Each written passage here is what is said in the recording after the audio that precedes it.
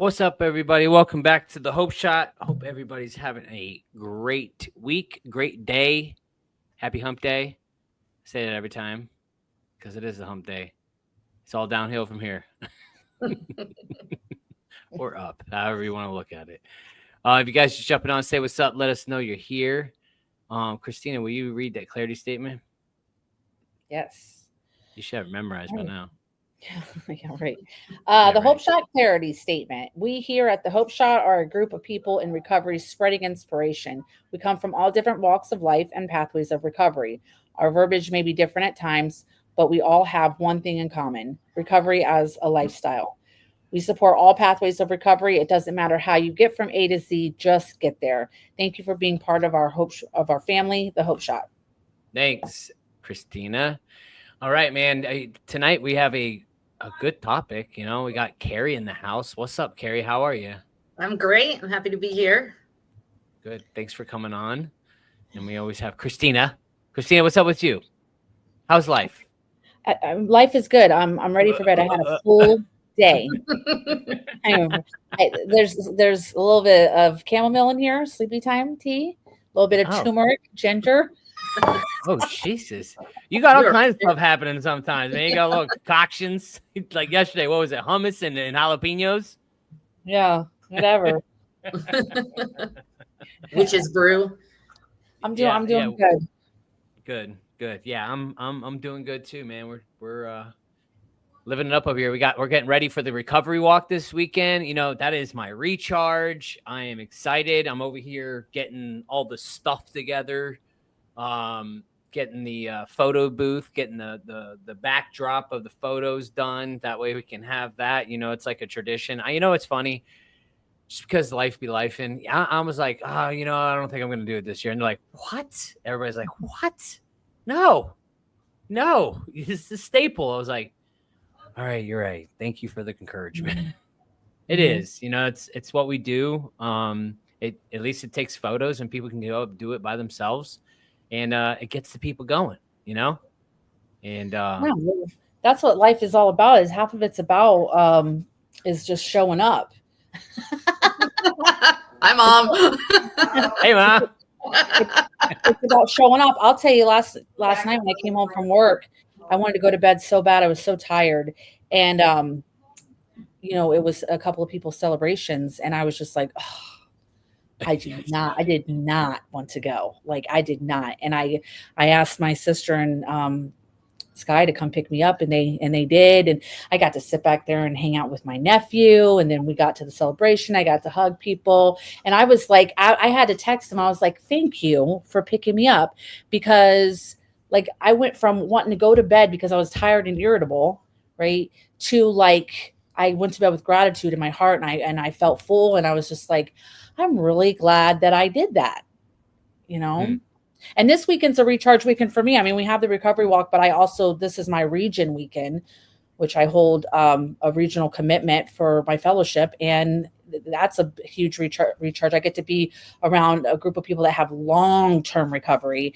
And it's always just such a great time. So I'm super excited. Good stuff. Yeah. And yeah, we're excited. So if you guys don't know what the recovery walk is, come check it out. Sims Park, 10 a.m. Is it 10 a.m. or 9 a.m.? Mm-hmm. 10 to 1. 10 a.m. to 1 p.m. at Sims Park. It's going to be a great time.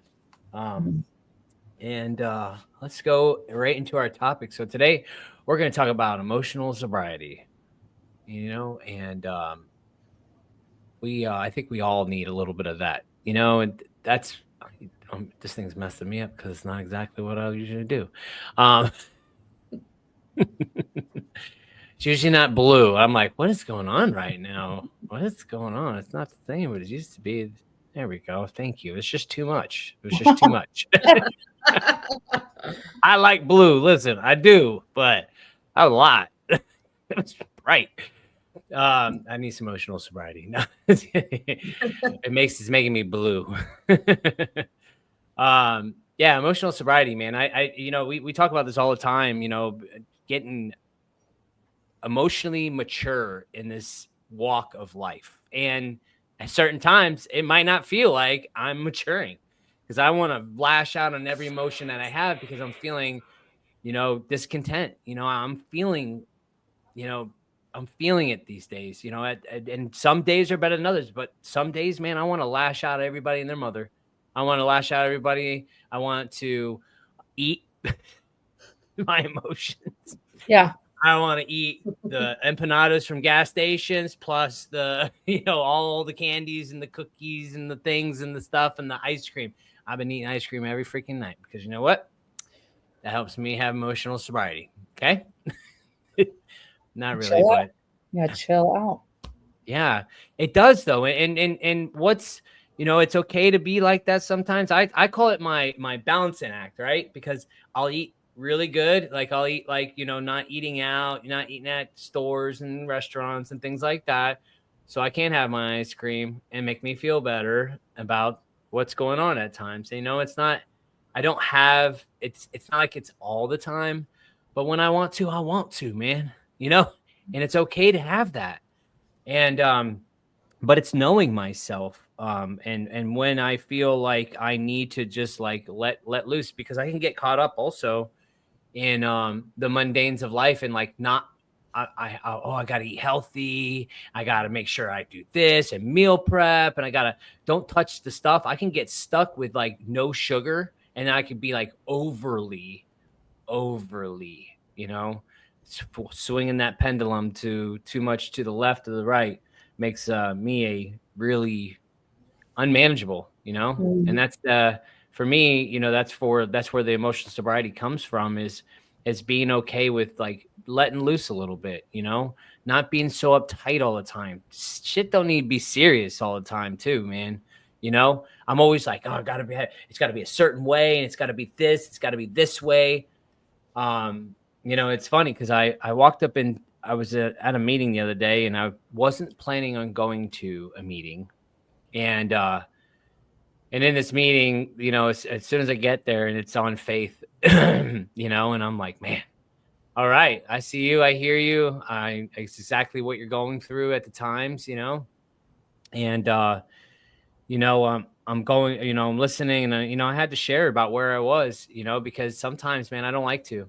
I don't like to share where I am because I want people to not see me struggle, but I'm allowed to struggle too. I do struggle a lot sometimes. And right now I'm in this time of like, I took on a little too much in my life. Like I'm remodeling my kids' rooms, and I'm grateful that I can do that. And I'm grateful that I am, but boy, is it kicking my butt because I'm one of those guys that like, I need to get it done. I have to get it done. Like everything needs to be done. There's a task at hand. I'm in the middle of it. I have to get it done,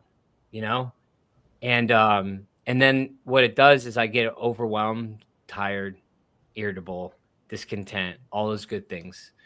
And then I like to get, I lash out a little bit, but there's a light at the end of the tunnel. We're almost there, yo. We're at paint right now. I'm painting these things. And, I'm one of those good addicts that love to go all in. Like I can't half-ass something. It's not in my blood. I'm not a half-asser. So like, I don't like, I'm a drywall guy, and I don't like texture. I don't know why, like just, especially in Florida, because like there's texture everywhere. So I had to skim out all the walls, make them flat. I had to make them like a perfect flat, so everything's flat. Everything's, everything's starting to look real good, but I had to go all in on it. And it can make me very, unstable, because I'm tired. You know about that, right, Christina? Tired? You come on here tonight, tired, ready for that sleepy time, right? Yeah, but I had a full day. Today. So it was like, and I love the full days because they always make my gratefuls have substance the next day. Like not only do I write the grateful, but I can feel the grateful. I have like actual things to feel grateful for when I have productive days the day before. I'm going around crazy, but I actually feel better. And, I like that you talked about, that spiritual principle the other day with faith, because it reminds me like when I had brought up, like somebody can say they have faith, but how much faith can they practice in tough times, right? And same with this emotional sobriety. You know, somebody can be real cool, calm, and collective, but they say you can see the true nature of somebody when they're in a stressful situation, right? So they have those little jokes like, you know, when you start to date somebody, make sure you travel with them, make sure you see them in traffic, make sure you take them to Walmart, see how they act in Walmart, you know? I remember I used to date a guy that used to go to Walmart and on Saturday morning, and he would get so irritated. I couldn't even walk next to him. I'm like, bro, it's freaking Walmart. I mean, it's Walmart, but like, that's getting you kind of worked up. Like, I wonder what happens when you're really upset. But for this the sobriety, I'm a very reactive person, right? And how I react is kind of based off of my spiritual condition. So like, there's a lot of times when I push things off to the side, like, oh, it's not a big deal, I'm not going to react. It's not a big deal, I'm not going to react. It's not a big deal, I'm not going to react. And then after a couple of those, next thing you know, the top's been tipped off, and like I'm reacting over something small because it's just like that buildup. And today I reacted from a place of emotion. And before an early recovery, so before I even got clean, I would react. Right. And I remember I used to tell after I would react and then I would get embarrassed. Right. And then my pride, once I'm like, ooh, I've really taken this somewhere. Now I kind of got to finish what I start, because now I've done embarrassed myself. I can't back off now. You know, I got to stand my ground looking like a freaking lunatic. Right. And I used to always like have this claim that if the people that were the closest to me should know that when I react like that, something must be bothering me. They should know that I don't normally act like that. They should know something's bothering me. And this was like my mentality of like, they should be able to just tell. And when I used to react, it used to take me a minute to get down to what made me react like that. It wasn't always, prevalent to me of why I would act like that. And then I could after I got a little bit of recovery, I would think and be like, okay, well, what happened? And then I could kind of trace it back to, it started here, and you just kind of push through. And now that's, bubbling over.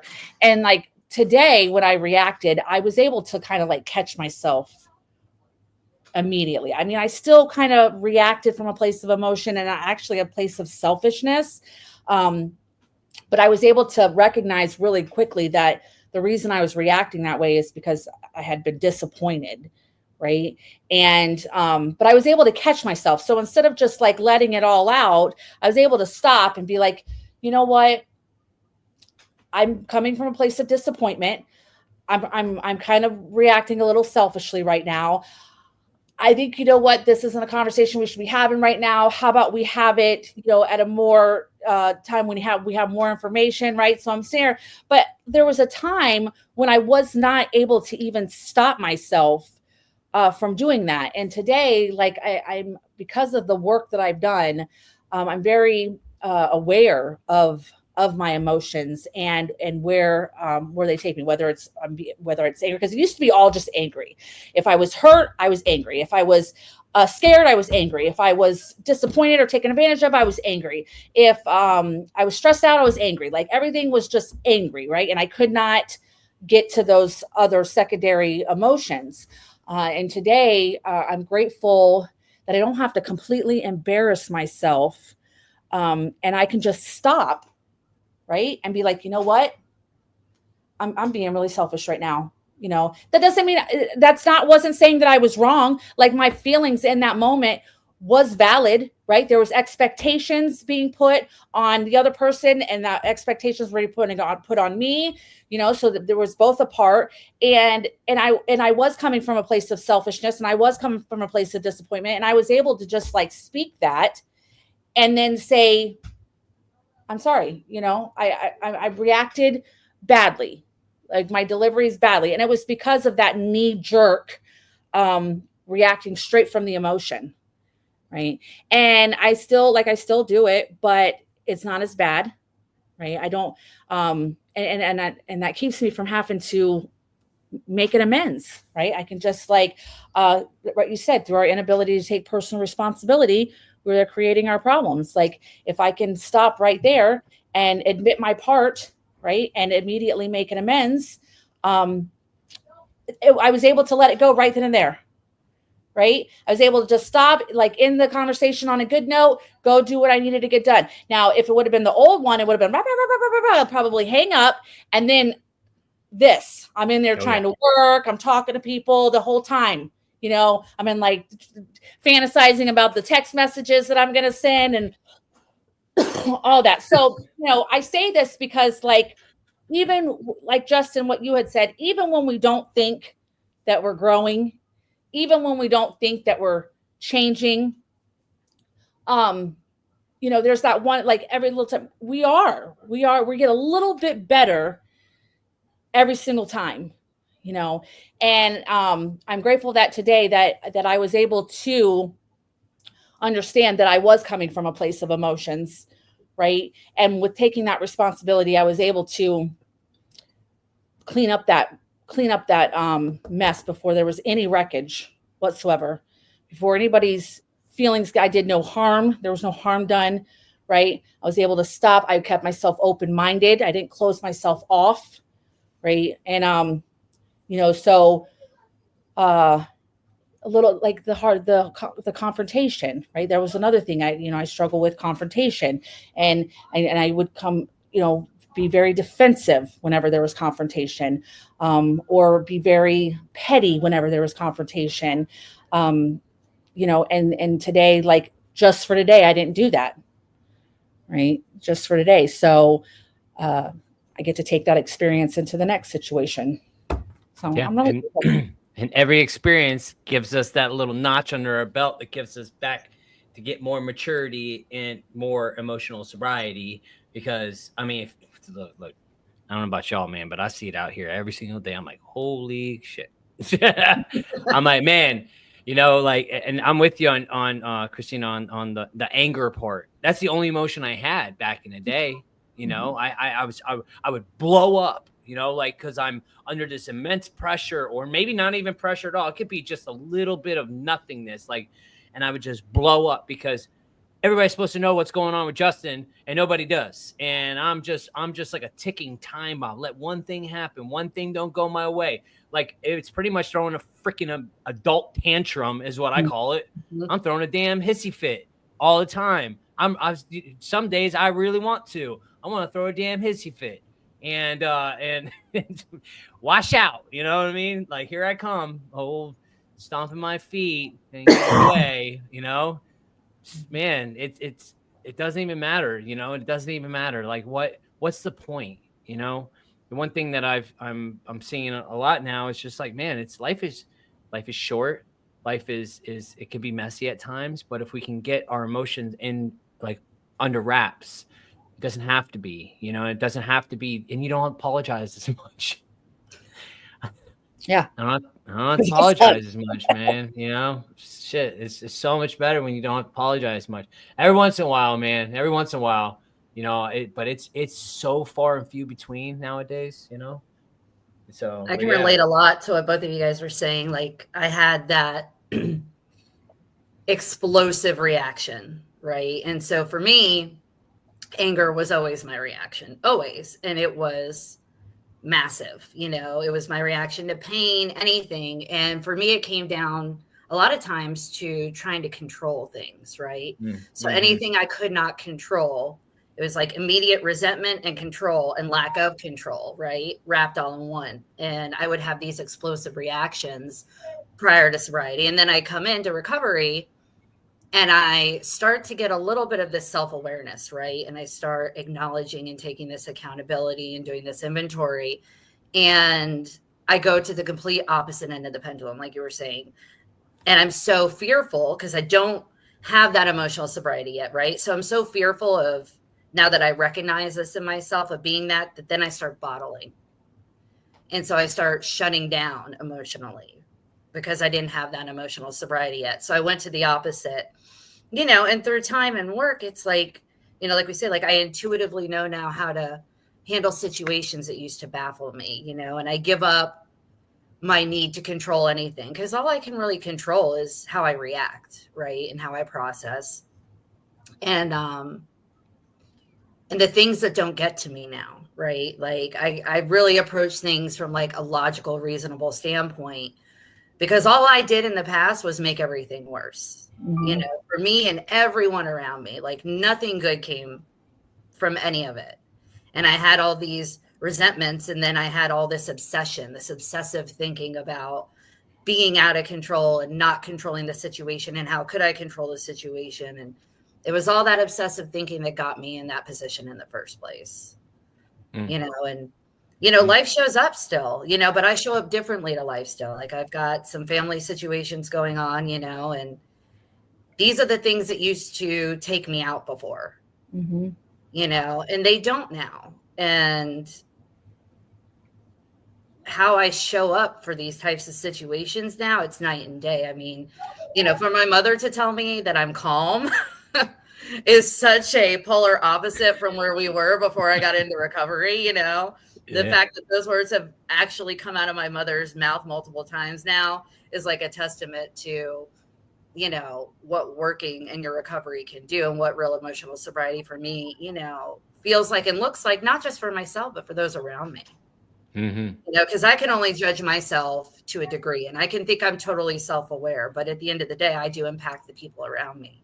So for the last person on this planet to be able to tell me that she thinks I'm so calm and mellow now is really, I'm still a work in progress. I still have a, tremendous amount of defects of character, but my mom took a brunt of a lot of my reaction because, we hurt the people closest to us, Yeah. And to be here today, it's like, okay, well, something's got to be working.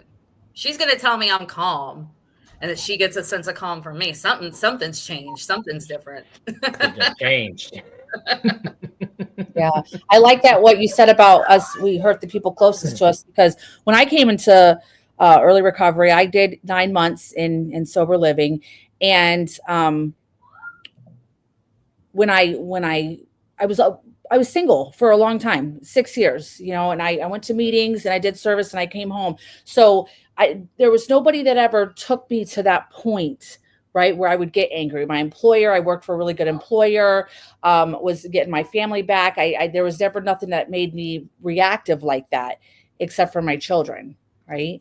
And there had come a time that when I first got them back, the guilt of losing them kept me from setting some boundaries. So I was constantly, wanting to do for them and never wanting to say no. And I remember my oldest daughter, when she moved back in with me, I remember like walking around on eggshells with her, because same thing, like I knew, like, I don't want to let myself get to that point, because then I'll explode and I'm not supposed to be that person anymore. And then at the same time, I'm like, okay, but if we get to that point, she's probably going to tell me all the stuff that she needs to get off her chest about me. Right. Mm-hmm. So it was constantly walking around on eggshells, like, just not doing anything to tip that. And like you said, the pendulum, like, right, doing the people pleasing, doing the exact opposite, not setting boundaries. Even with my son's father, I tell people we co-parent very well.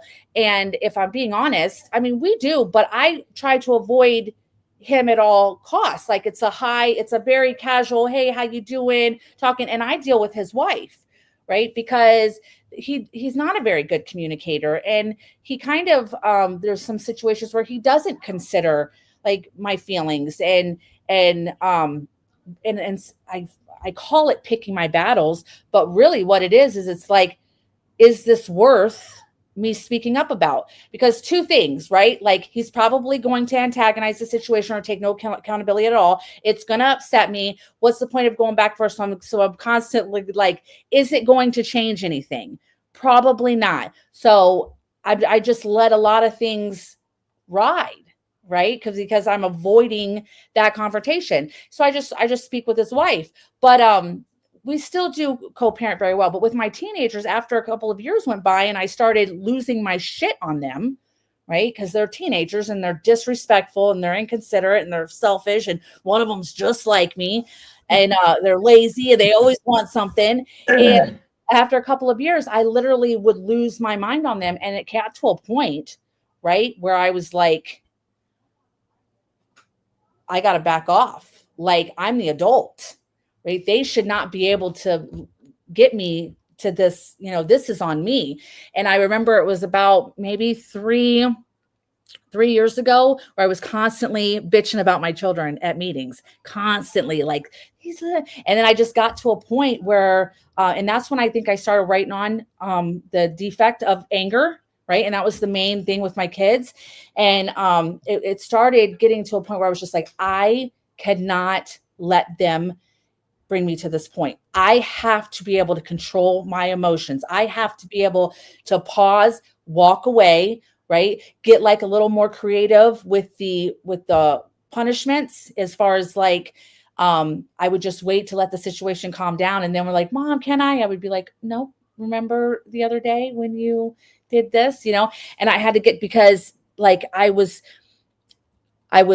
this person of recovery to everybody else, but then in my home to my children, I was still like coming home and screaming and yelling and not being able to communicate. And it got to the point where they kind of started calling me out a little bit, right? They started calling me out, and I started kind of like, they would say stuff to me that would like shut me up, right? And I would be like, I'd have to sit there and look at myself.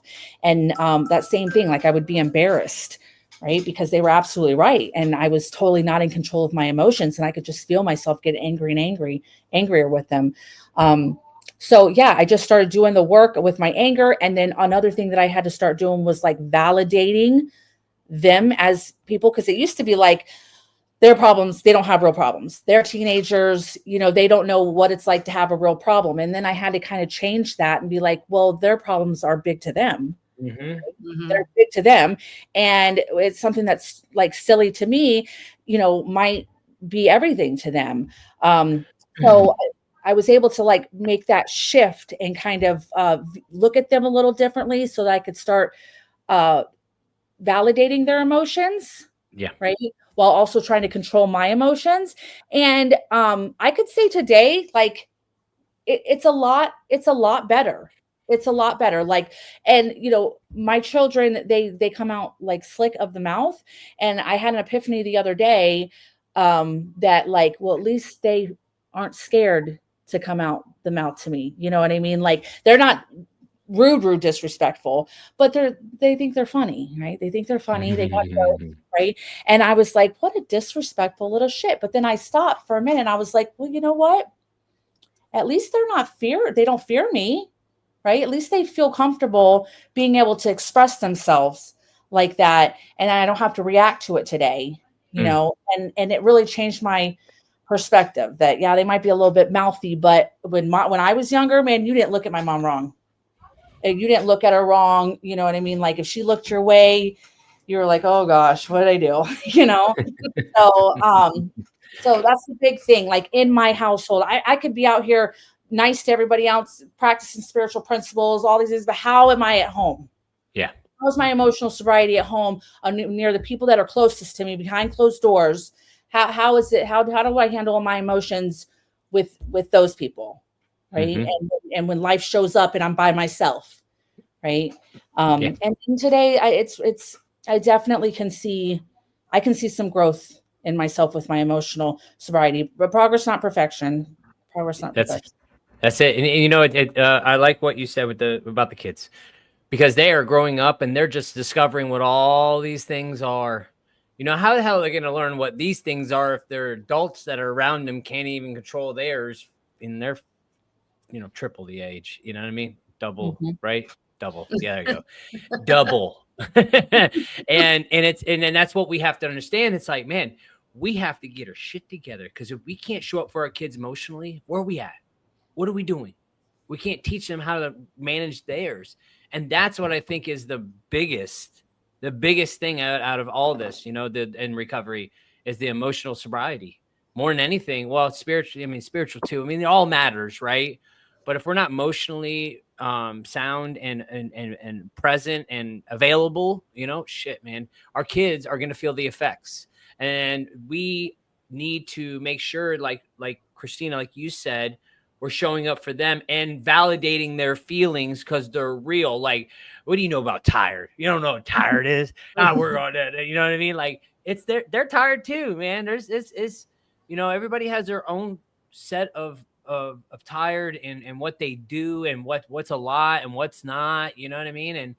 And you know, it's like, man, we take what our experiences that we had. Oh, you don't even know how good you got it. Right? Like, you know what I mean? Like, I catch myself doing it because it's true. You know, it's like, but that's not their experience.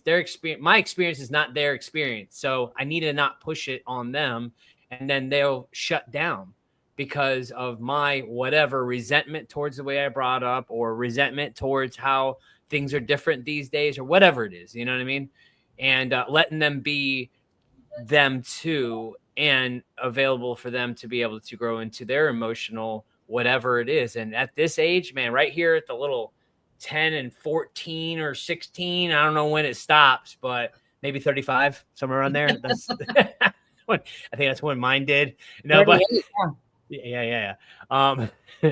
43, whatever. Anyways, most days I'm getting better. But you know, it's like that little window right there is when everything's popping off, and it is up and down, you know, left and right. And so anyways, it's like being able to let them be and let them express themselves in different ways and not shutting it down. I'm really bad at that. You know, I want to shut shit down. For one thing, I don't know how to deal with emotions as is. You know, it's very hard because I've, you know, like Carrie, what you said earlier, you said bottling them up. Mm-hmm. I was really good at that. Don't show emotion. You know what I mean? Don't show emotion. And I never did. And now I can't. I mean, I don't shed tears at all. It's like there's nothing.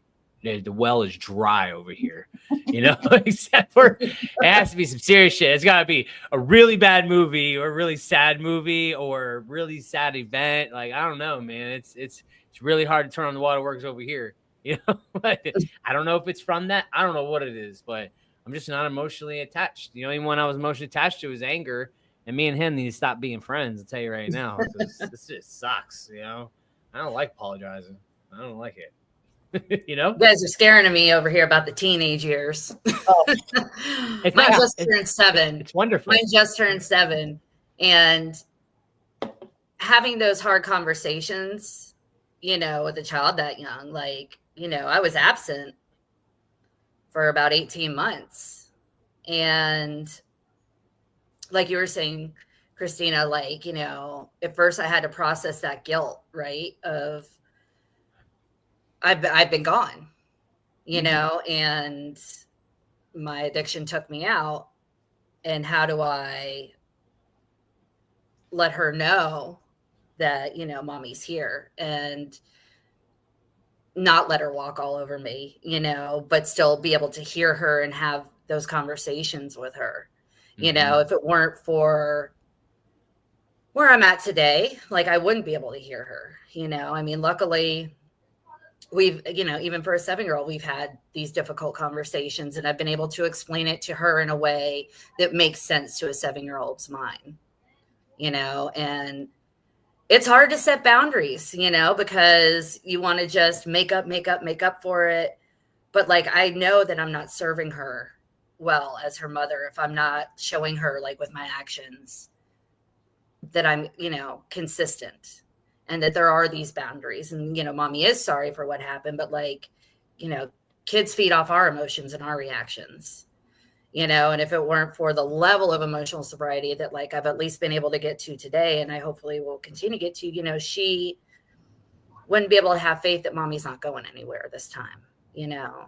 And she's able to actually talk to me about it when she's, you know, scared, you know. And when she, you know, she goes back and forth between her dad's house and my house. And, you know, at first she was having these, you know, hysterical reactions, you know, because she really thought that every time she went back, that was the last time she was going to see me. And we've been able to progress to this point where, because we have this, you know, open dialogue in a way that she can understand, and I can hear her and respond to her in a way that makes sense, and I can show up for her as a mom in the way I do now, you know, we don't have those reactions anymore.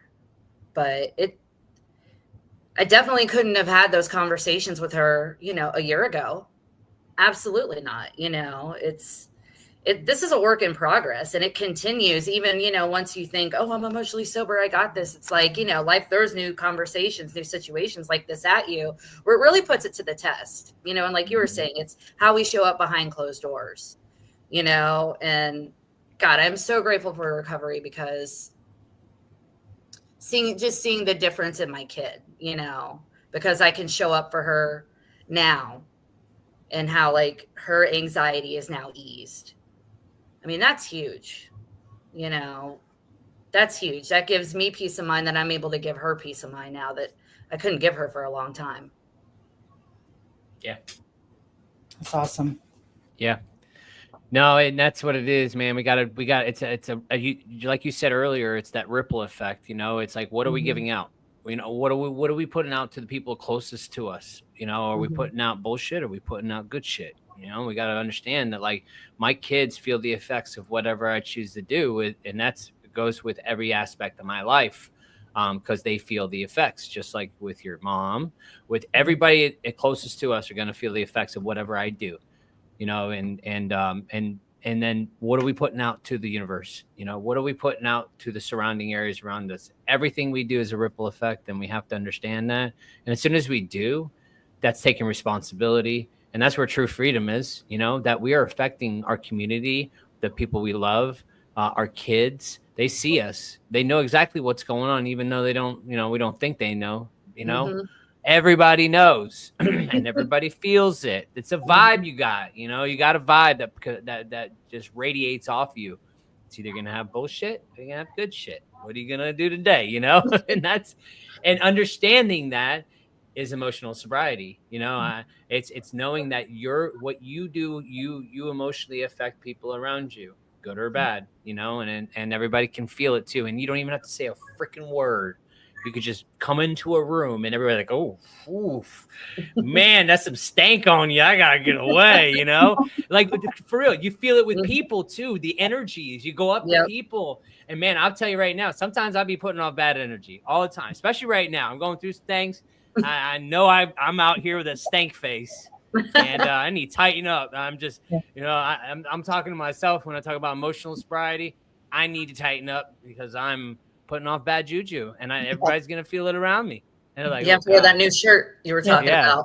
Yeah, D-bag. Let's do this. I used to sit next to April in the morning for BNI, and she'd be like, "You okay? Your energy's off. Your energy's off." Like, I just need coffee. Yeah. What are you talking about? Your energy's off, April. April could read that energy real good. But just to clarify, like, this is a program, and we're getting better each and every day, and we're not going to be perfect, and we're still going to fall short. We're still going to react, right? But the important thing is how we handle it, right? If we're taking responsibility for, are we looking at our part, not trying to justify it and making excuses, right? And I think that's just been the best way for me to kind of handle, because listen, I piss my daughters off, right? I'm such a suck it up buttercup kind of mom. And there's such a detachment there. Like, I can love on my son all day long. Like, I just love on him, and he's my boy.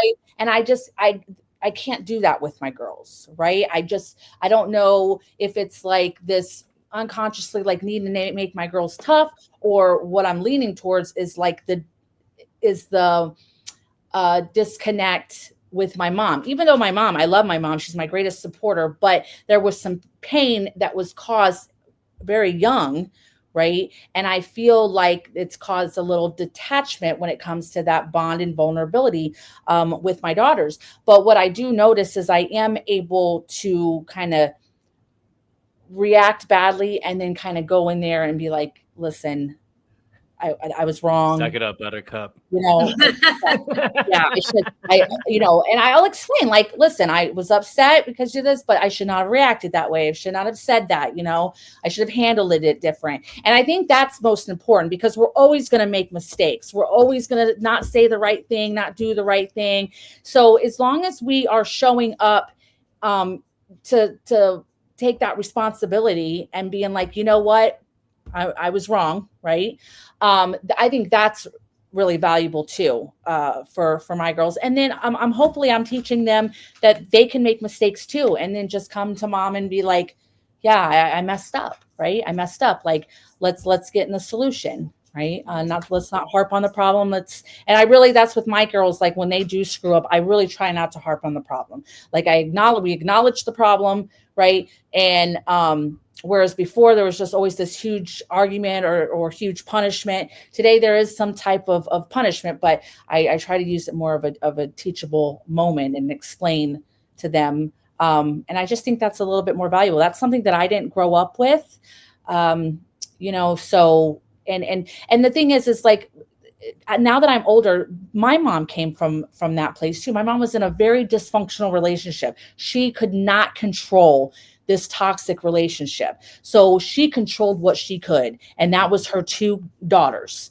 You know what I mean? And her and the household and it had to be clean. Nothing could be out of place. And it was just like, and as that I'm older, I can tell like she was just that overstimulated.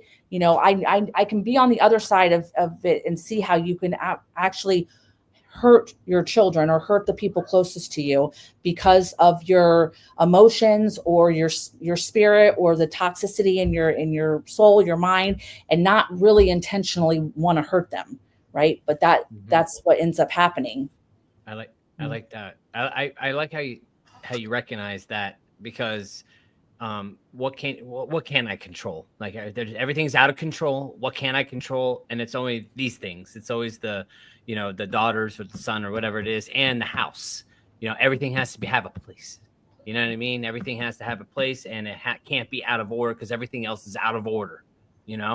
And with the parenting thing, the boys with the boys and the girls with the girls, just the way it is. They're going to be more strict because whatever it is, it's either you don't want them to turn out like you, or and I know what I was doing at that damn age. Ain't trying that. You know what I mean? We're that's just our kids are our karma. Yeah. You're waiting for. You're actually manifesting that shit right now. You know what I mean? Like, overcompensating. I'm in for a world of trouble. Yeah. I know what I was doing. Don't try me. No? Yeah. And they probably ain't doing nothing. Yep. Oh, I know. I do it all the time. I'm like, yeah, you think you're getting one on me? Yeah, I know what you're up to.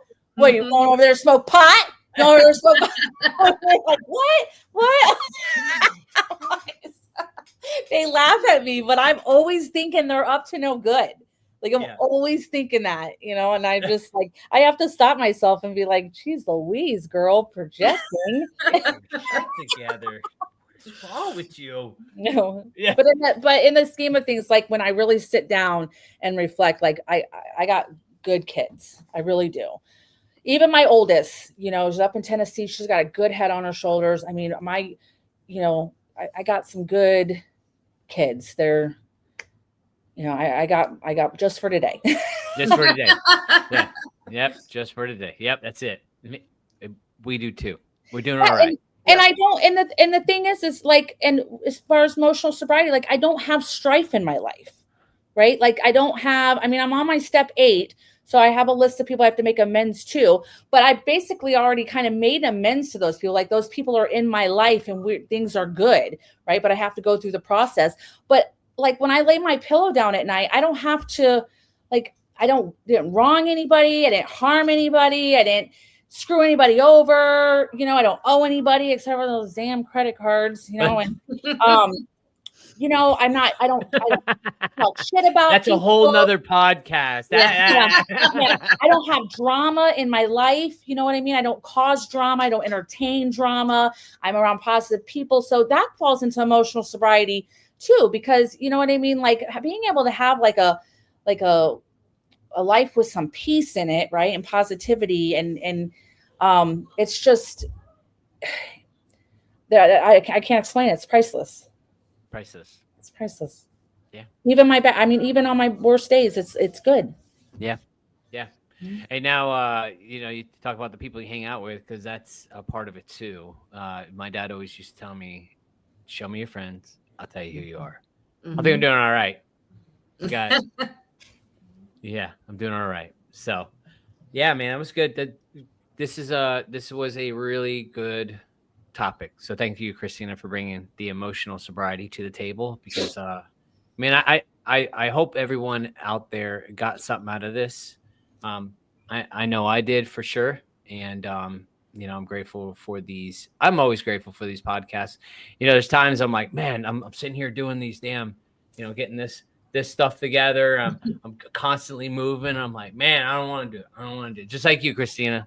You got your sleepy time tea. Yeah. I don't want to do it. And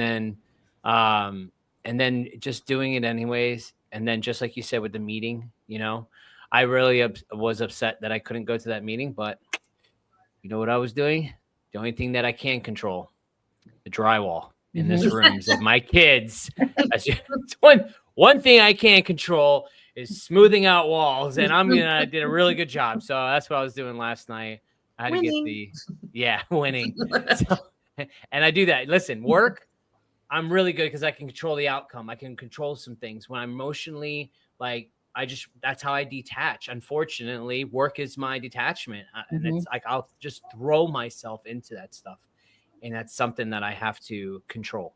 I got to control this thing and just sit, be still, my son. Right? Yeah. All right, y'all. Anything else? I just want to plug our event. Go. So don't forget our trunk or treat event. It is going to be October 11th at the Always Center. Let me tell you, it is going to be a family-friendly event. We are pulling out all the stops. Swag Party Rentals is going to be out there with bounce houses, obstacle course, slide, axe hole for the kids, ring toss. It's a free event for the community. We're going to have a trunk or treat contest. So we have about 15 more slots for trunk or treaters. A trunk or treat entry is $25. So we really want to make that our main event. So we need some people to sign up for that. And there are cash prizes for that for first, second, and third place. We've got some sponsors that are sponsoring those cash prizes.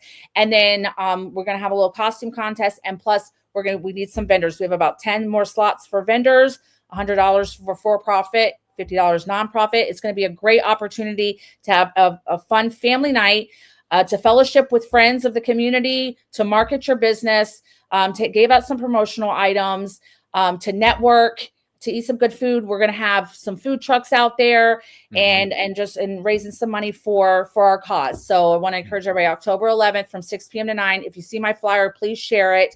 We got 10 more slots for vendors and 15 more slots for trunk or treat entries. Yes. And this weekend is Recovery Walk. If you weren't here in the beginning, Recovery Walk 10 to 1 on Saturday at Sims Park, Newport Richey. It is going to be one hell of a time. If you don't know, you better ask somebody. Come F around and find out. Come on, let's go. It's going to be a good time. I promise. Shout out to Caliper Wellness for being our event sponsor. Thanks, Andrew. Yeah, shout out. All right, y'all, man. Hope you guys enjoy the rest of your week. We'll see you Saturday at the Recovery Walk. Yes, we're speaking into existence because we're going to see everybody there. Peace, y'all. Yeah. Have a good night. Good night.